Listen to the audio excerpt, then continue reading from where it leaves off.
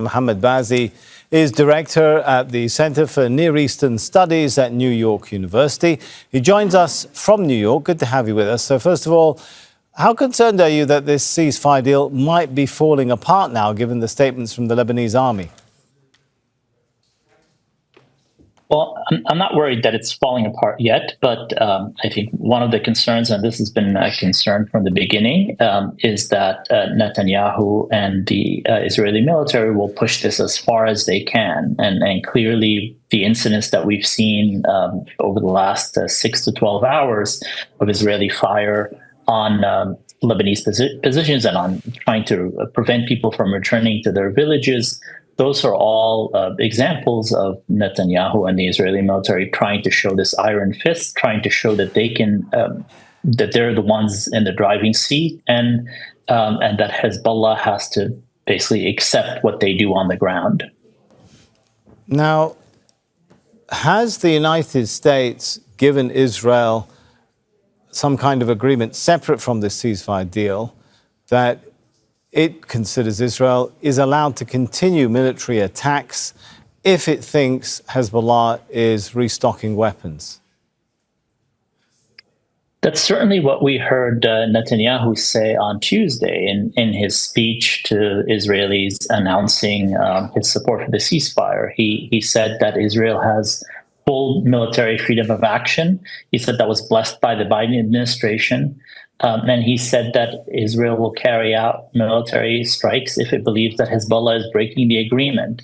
Now, the way we've seen this play out today is very scant evidence from the Israeli military of how Hezbollah might be breaking the agreement, because, as your correspondent pointed out, the only infringements we've seen so far have been from the Israeli side.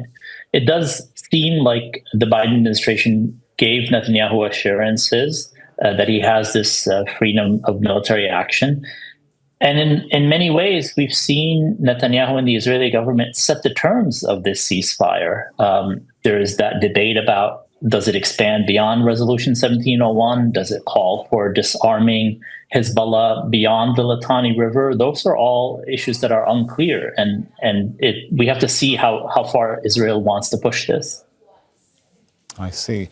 Now, on the issue of achieving its goals, has Israel, do you read the situation, the ceasefire ends with a situation in which Israel has achieved security for northern communities, pushing Hezbollah north of the Litani River, destroying Hezbollah's arsenal, building a buffer area, and so on?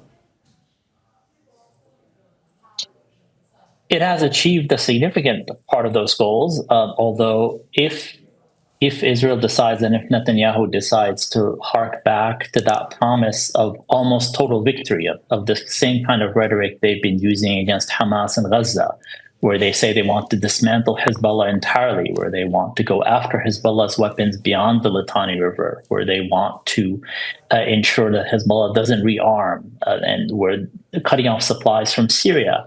That's the danger zone. That's where we can see an emboldened Netanyahu seeing Donald Trump coming into office, seeing the last days of the Biden administration, and Biden has put very little pressure on Netanyahu since the beginning of all of this in October of 2023. And that's where Netanyahu can take advantage and overplay his hand in some ways, where he could go after Hezbollah again. And there have been so few restraints on Netanyahu and his government, and that's largely thanks to the U.S. since this entire war started. All right, we'll leave it there. Thanks so much for your analysis, Mohamad Bazzi. Thank you for having me. Make sure to subscribe to our channel to get the latest news from Al Jazeera.